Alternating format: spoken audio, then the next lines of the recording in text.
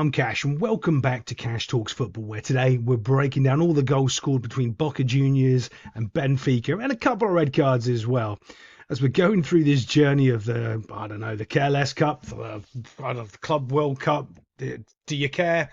We don't know, right? But it's interesting to watch. I think it's going to be very, very interesting to see the likes of Boca Juniors playing. Hopefully they'll get to play like a Borussia Dortmund or a Real Madrid, so we can really sort of see the standard of South American football and see how it comes up, because it's completely sort of different playing style than in Europe, and hopefully we can see that sort of contrast. But we can see right here, there's a simple overload where they've got two players against one. Ball's gone up, knocking the ball onto the player into the space and just letting him exploit the space in behind. And this is the difference here, right? So it's come back, defending 1v1, South American player against a European player. South Americans genuinely have got way more flair, way more technical ability than most European teams and clubs.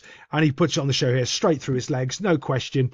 But Benfica defender's got no idea, no answer to what's going on. He doesn't realise how close he's got to the attacking player. He doesn't realise that he's just easy to beat, and he just goes past him like he's not there.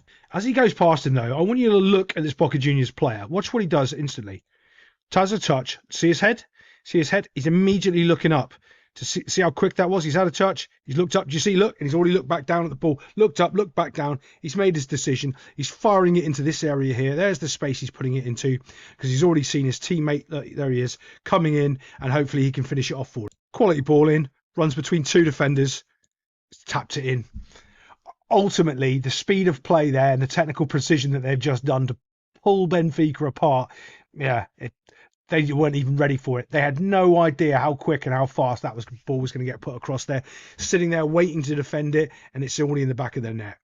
I want to see Boca Juniors against some really quality European opposition just to see what they've got in their locker. This looks like a well-rehearsed set play to me. It's a simple set play. Watch this. We're looking to isolate on the back post, to put the ball across, to have a tap in. That's all we're looking to do. Okay, we know that's what we're looking to do. Is the delivery quality to the back post? Yes. Do we have our player? Did he get free? Yes. Is there nobody marking? Now here's the next point of contact you need to think about. After the defenders aren't defending this first ball, are they defending the second ball? Are they actually consciously aware of what's going on? Or are they just there? I think they're just there. Watch this. As this header comes back, 1, 2, 3 players and one Boca Juniors player, and not one of the Benfica players can get anywhere near him. Taps the ball in. It's a simple goal. It really is. Now, from this point on, the game seems to get a bit crazy. There's a bit of a collision here on the front post. To be fair, I thought it was just in real time. When I saw it, I go, that's well defended. No, didn't even think about it. Referee's looking right at it. Doesn't make any sort of call or decision at all. But this is what he ends up going to VAR for. You can see, look, right down, bump, foot, goes into the back of his calf there. Is it enough for him to go down like he's been shot? Probably not. But nowadays, is it a penalty? 100% it is. 100% a penalty, unfortunately, nowadays, with a VAR looming over it, because they just want to get involved. They just want to stick their nose in. And I think it's shocking, but that's what they do. And it's going to be a penalty all day. It's a pretty well taken penalty. Just passing it on the corner. I think it's Angel Di Maria who just scores that, actually. But goal given to him. They were in a commanding position. Now they're letting Benfica get something back into the game. But look at these minutes. Look at how much time has been added on in the game. See, when I saw this challenge, this guy kicks him in the back of the head with his studs. When I saw that challenge there, I immediately went, it's a red card. It's a red card. Like the fact the ref comes over and issues him a yellow card, to me, was just laughable. It was like he studded him in the back of the head. Yeah, his foot's up in a dangerous position and he's kicked him in the head. It's a red card. I don't know how you're not seeing this as a red card, ref, and you're thinking somehow that this is a yellow. The standard of refereeing, and I don't believe that the standard of refereeing is that poor. I just think that they just don't care anymore because they've got VAR, and they're just like, it doesn't matter what it is, because if I get it wrong, they'll just tell me right and they'll be all right. And if I do get it wrong, and I can just blame VAR for not correcting me. So it's VAR's fault regardless. And I think that's genuinely going to get worse and worse as the seasons progress. Football is gone, people. Football is. I mean, you've got to ask yourself, what are you thinking? Look where your foot is. Just look at it. Look where your foot is. He gets him in the back of the head. You're like, you're not going to stay on the field. Like, at no point can you go, I didn't know that I put my foot that high. What? You've kicked him in the head. It's not like he's bending down. It's not like he's crouching or he's put himself in an awkward position.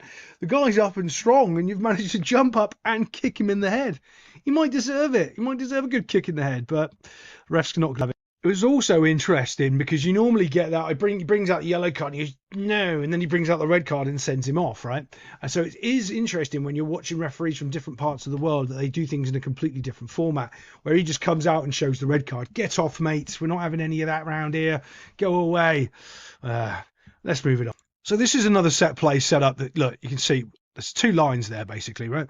And if you ever want to learn how to coach or defend against this, ignore everybody here and just watch what that back player is doing. And instead of having all of your players, oh my goodness, I zoomed in. I don't know how I do that.